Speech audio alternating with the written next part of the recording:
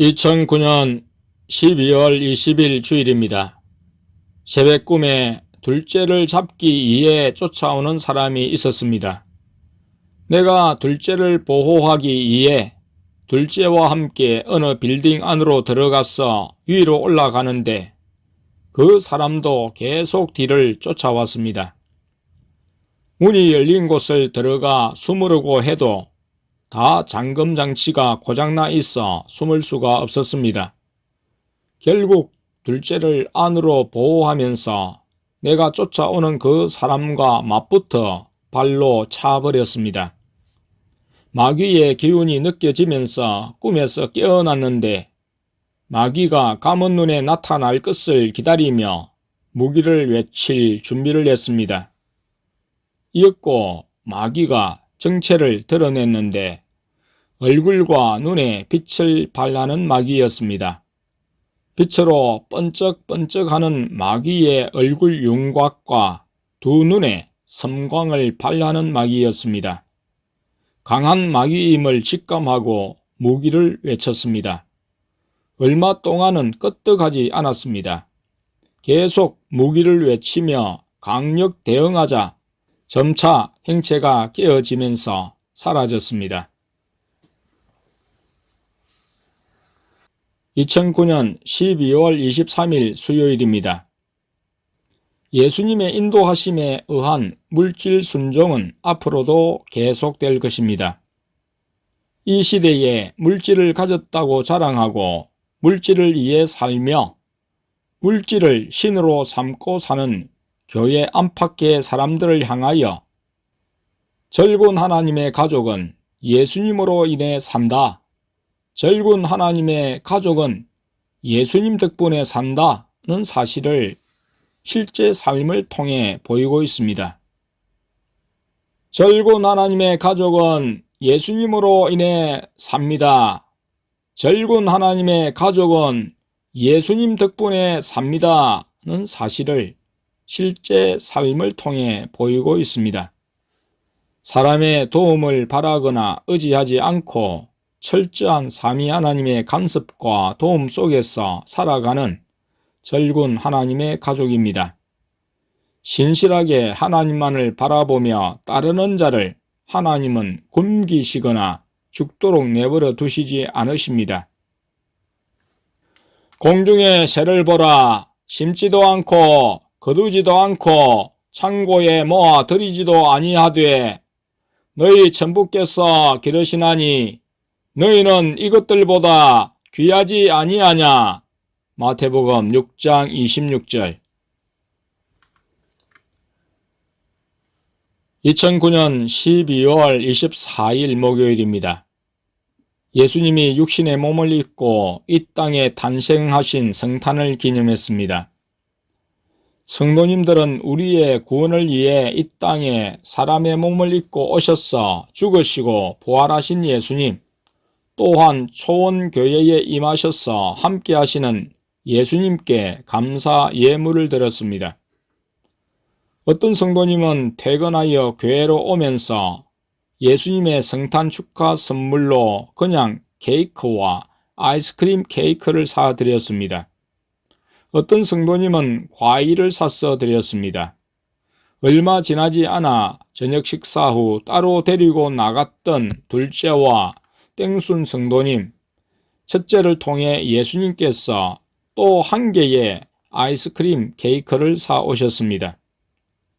우리가 예수님의 성탄을 축하한다고 하지만 결국 예수님은 우리를 위하고 계셨습니다. 지금 영으로 계신 전능하신 예수님이 우리처럼 먹을 것을 원하시며 그것으로 배불리시겠습니까? 주님이 주신 것으로 어떻게 주님을 기쁘게 할 수 있겠습니까?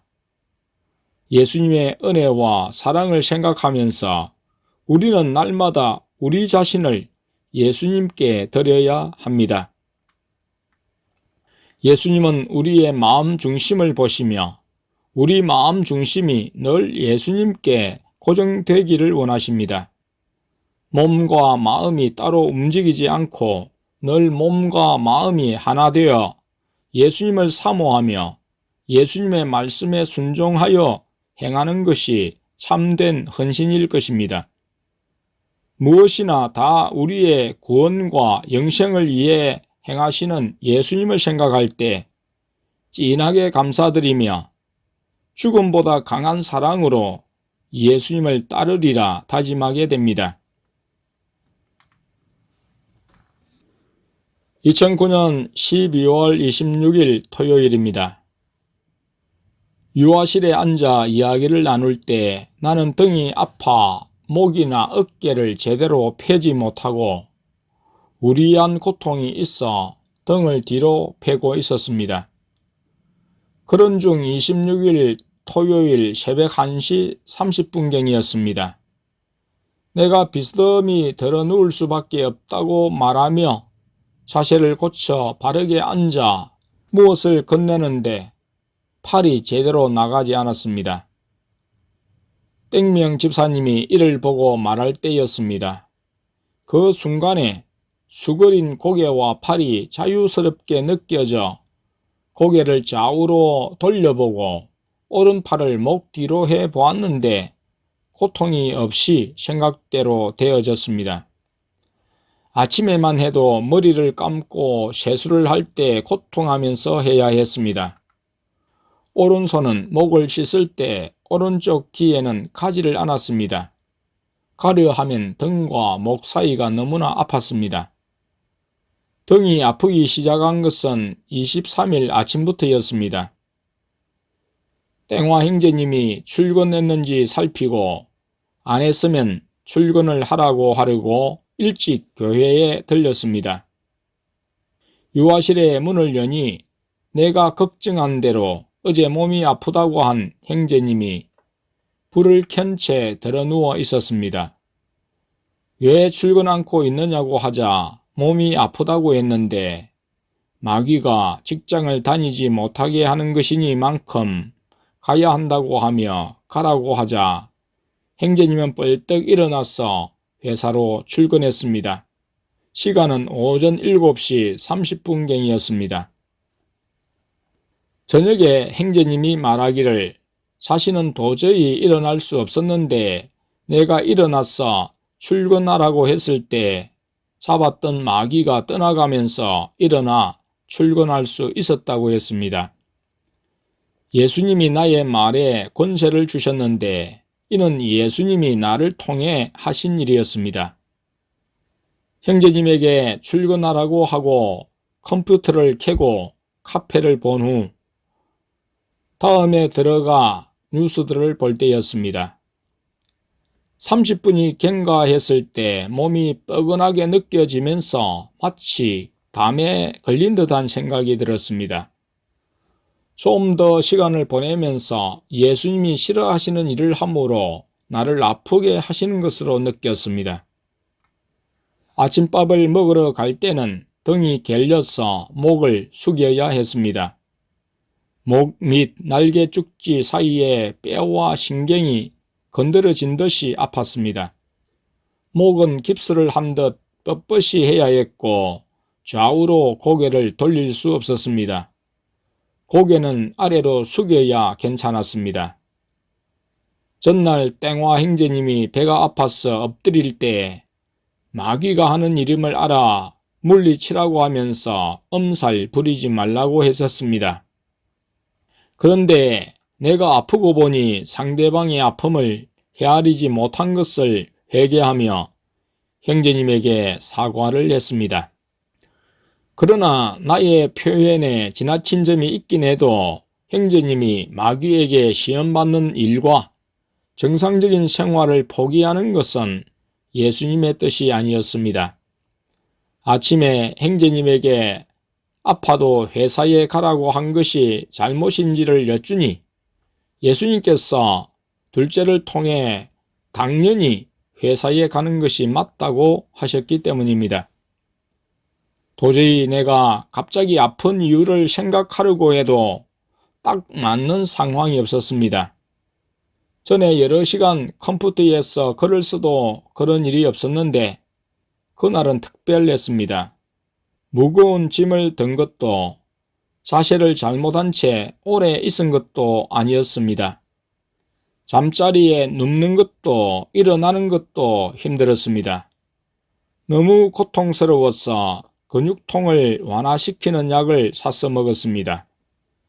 그러나 아무 효험이 없었습니다. 예수님께서 하시는 일로 생각은 들지만 왜 아픈지 영안이 열린 성도님들을 통해 물어도 예수님이 보여주시거나 말씀해 주시지 않아 알 수 없었습니다. 그러다가 성탄절이 지난 오늘 새벽에서야 예수님이 고통에서 풀어주신 듯 목과 팔을 자유자재로 움직이게 되었습니다. 오른손이 목 뒤 좌측에도 닿고 목 뒤에도 넘어갔습니다. 예수님이 풀어주셨음을 알고 둘째를 통해 예수님께 여쭈었습니다. 예수님의 고통을 느끼게 하신 것이 맞아요? 하고 여쭈니 그렇다고 하셨습니다. 성탄절을 맞아 3일간 예수님의 고통이 아주 심함을 나의 몸을 아프게 하심으로 그 고통을 느끼게 하시고 나로 근심케 하신 것이었습니다. 사람들이 성탄절에 예수님을 생각하는 것이 아니라 실상은 예수님과 상관없는 산타크로스나 트리, 캐럴송의 분위기에 젖어 자신들의 만족과 즐거움을 추구하며 평소와는 달리 죄를 아주 많이 짓기 때문이었습니다. 2009년 12월 27일 주일입니다. 오후에 예수님이 둘째를 통해 땡엄 집사님에게 방언을 주라고 하셨습니다. 아랫강단에서 방언 받기를 기도했는데 예수님께서 땡엄 집사님에게 성령의 방언을 주셨습니다.